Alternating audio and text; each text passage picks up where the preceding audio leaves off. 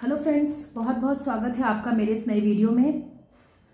Friends, जैसा कि मैंने पिछले वीडियो में बात की थी कि जब भी कोई स्टूडेंट होम साइंस में एडमिशन लेता है तो उनसे जब पूछा जाता है कि आप क्या बनना चाहते हैं, मोस्टली एक आंसर जो 80% स्टूडेंट्स का रहता है वो है डाइटिशियन। तो आज की इस वीडियो में मैं बात करना चाहूँगी कि क्या बीएससी होम साइंस में एडमिशन ले लेना ही एकमात्र क्राइटेरिया है डाइटिशियन बनने के लिए। आखिर डाइटिशियन बनने के लिए हमें किन किन चीज़ों की ज़रूरत पड़ती है, कौन कौन एलिजिबल है एक डाइटिशियन बनने के लिए, क्या जिन लोगों ने होम साइंस में फूड एंड न्यूट्रिशन में स्पेशलाइजेशन किया है क्या वो डाइटिशियन बनने के लिए एलिजिबल है और क्या यह एकमात्र क्राइटेरिया है। तो इन सभी चीज़ों के बारे में हम आज इस वीडियो में डिस्कस करेंगे। अगर आपकी कोई भी क्वेरीज होगी इससे रिलेटेड तो आप निश्चित रूप से कमेंट सेक्शन में लिखें, मैं उसको कैटर करने की कोशिश करूँगी। फर्स्ट एंड फॉरमोस्ट, जब भी कोई स्टूडेंट एडमिशन लेता है बीएससी में, बीएससी इन होम साइंस, तो ऑब्वियस सी बात है कि उसका 10+2 में साइंस स्ट्रीम रहा होगा, क्योंकि बीएससी होम साइंस में वही एडमिशन ले सकते हैं जिनका कि 10+2 में 12th में साइंस स्ट्रीम रहा हो। तो पहली क्राइटेरिया तो ये हो गई कि साइंस स्ट्रीम में उसका 12th होना जरूरी है और 12th में भी 50% मार्क्स जो हैं वो अनिवार्य होते हैं। उसके बाद आपने ग्रेजुएशन में एडमिशन ले लिया, तो ऐसा नहीं है कि बीएससी होम साइंस ही करेंगे तब आप डाइटिशियन बनेंगे। ग्रेजुएशन के कई सारे कोर्सेज हैं जिसको करने के बाद में आप डाइटिशियन बनने के लिए एलिजिबल हो जाते हैं। और यहाँ पर मैं एक और डिफ्रेंशिएट करूंगी कि डाइटिशियन, रजिस्टर्ड डाइटिशियन और न्यूट्रिशनिस्ट में तीनों में क्या फ़र्क होता है। क्या हर एक डाइटिशियन जो है वो एक रजिस्टर्ड डाइटिशियन होता है? क्या सिर्फ कुछ एक कोर्सेज और कुछ एक सर्टिफिकेट एंड डिप्लोमास को करने के बाद में आप एक डाइटिशियन हो जाते हैं? तो इन चीज़ों पे भी हम सब्सिक्वेंटली चर्चा करेंगे। डियर लर्नर्स, यहाँ मैं एक बात आपको ये क्लियर कर दूं कि सिर्फ होम साइंस ही ऐसा एक स्ट्रीम नहीं है जिसको करने के बाद आप एलिजिबल होते हैं डाइटिशियन के लिए, बल्कि यदि आपने clinical nutrition and dietetics, food technology, biochemistry, clinical nutrition, nursing, public nutrition and program planning, food science and processing, ये सारे कोर्सेज के नाम हैं जो मैं आपके सामने बोल रही हूँ। Food and nutrition, dietetics and public health nutrition, nutrition and dietetics, health and social gerontology, एक थोड़ी लंबी लिस्ट है। और ब्रॉडली मैं यदि कहूँ तो खासतौर पे जिन्होंने की होम साइंस में, बायोटेक्नोलॉजी में और जिन्होंने फूड साइंस में अपना बैचलर्स किया है, ग्रेजुएशन किया है, वो लोग डाइटिशियन बनने के लिए एलिजिबल है। तो पहली तो बात हो गई 10+2 में 50% मार्क्स साइंस स्ट्रीम के साथ। दूसरी हो गई कि bachelors degree in all these, any of these courses. और उसके बाद में क्या हम एलिजिबल हो जाते हैं? नहीं, इसके बाद भी हम लोग एलिजिबल नहीं है। मैं आपके रेफरेंस के लिए एक मैंने फ्लो चार्ट बनाया है, मैं आपके साथ बाद में शेयर करूंगी। उसके पहले मैं थोड़ा सा ये डिस्कस करूंगी उसके बाद फिर क्या।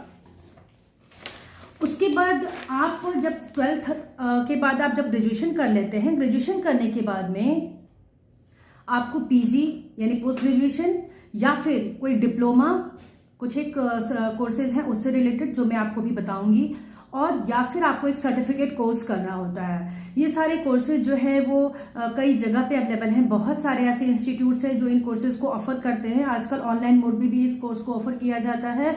और जितने भी स्टेट एग्रीकल्चरल यूनिवर्सिटीज़ हैं, जितने भी ट्रेडिशनल यूनिवर्सिटीज़ हैं, जो स्टेट यूनिवर्सिटीज़ हैं, और उसके अलावा इग्नू है, नेशनल इंस्टीट्यूट ऑफ न्यूट्रिशन है हैदराबाद का, CFTRI है मैसूर का, ये सभी ऐसे इंस्टीट्यूशंस हैं, ऐसे ऑर्गेनाइजेशंस हैं जो कि इन सभी क्षेत्रों में कई तरह के डिप्लोमा और सर्टिफिकेट कोर्स को प्रोवाइड करते हैं।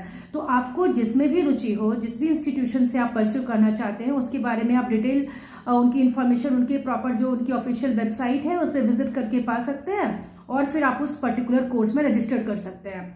तो ग्रेजुएशन के बाद में आपको या तो आप मास्टर्स करिए फुल फ्लैश 2 इयर्स का, या फिर आप उसके बाद में सर्टिफिकेट कोर्स करिए या डिप्लोमा करिए। अब मास्टर्स डिग्री किस में करें? तो मास्टर्स भी आप dietetics and public health nutrition में, क्लिनिकल न्यूट्रिशन में, स्पोर्ट्स न्यूट्रिशन में, फूड एंड न्यूट्रिशन मैनेजमेंट में, फूड साइंस में, अप्लाइड न्यूट्रिशन में, होम साइंस में, इन सभी किसी भी अलाइड सब्जेक्ट्स में भी आप अपनी पोस्ट ग्रेजुएशन कर सकते हैं।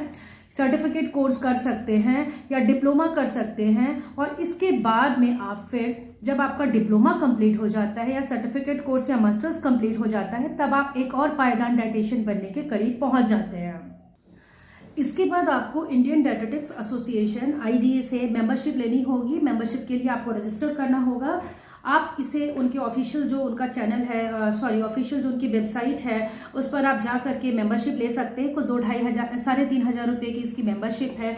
मेंबरशिप आपको लेनी होगी और मेंबरशिप लेने के बाद आपको 6 मंथ या फिर 1 ईयर का एक इंटर्नशिप प्रोग्राम पहले शो करना पड़ेगा कि मैंने इंटर्नशिप किया हुआ है या फिर मैं परस्यू कर रही हूँ। और जब आपका वो इंटर्नशिप कंप्लीट हो जाएगा, उसके बाद आपको IDA एक एग्जाम कंडक्ट करवाती है नेशनल लेवल की। उस एग्जाम में आपको अपीयर होना होगा।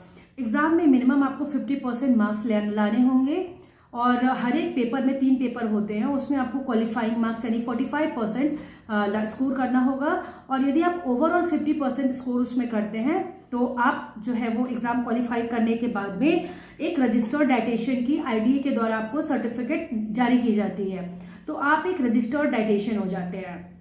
रजिस्टर्ड डायटीशियन होने का फायदा ये होता है कि आपके जितने भी सरकारी हॉस्पिटल्स होते हैं, जो भी अच्छे लेवल के जो हॉस्पिटल्स होते हैं, उसमें जो गवर्नमेंट की ऐसी बॉडी होती है, उन सभी चीज़ों में आपको अच्छा वेटेज मिलता है और डेफिनेटली आपकी जो सैलरी है वो बाकी अनडायटीशियन से ज़्यादा होती है। आप निश्चित तौर पे अपनी प्रैक्टिस शुरू कर ही सकते हैं, लेकिन ये सारे प्रोसेस है एक प्रॉपर डायटीशियन बनने के, रजिस्टर्ड डायटीशियन बनने के।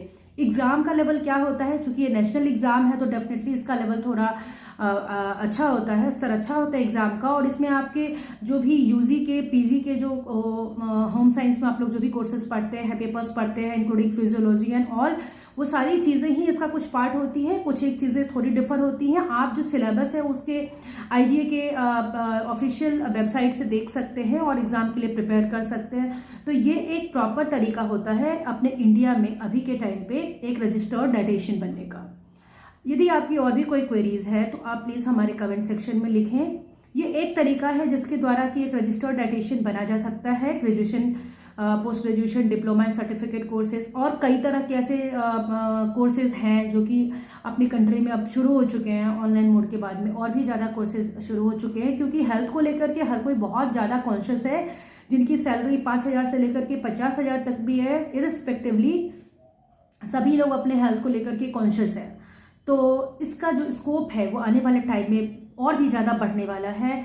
हर एक सेक्टर में आप देखा जाए तो क्लिनिकल तो जो है डायटीशियन वो तो है ही, कोई फिटनेस सेंटर्स हैं, जहाँ पर स्पोर्ट्स क्लब्स हैं, इन सभी जगह पर इसकी काफ़ी डिमांड है। तो यदि आप एक रजिस्टर्ड डायटीशियन हो जाते हैं तो आप अपना जो सेटअप है वो शुरू कर ही सकते हैं, अपनी एंटरप्रेन्योरशिप स्टार्ट कर ही सकते हैं।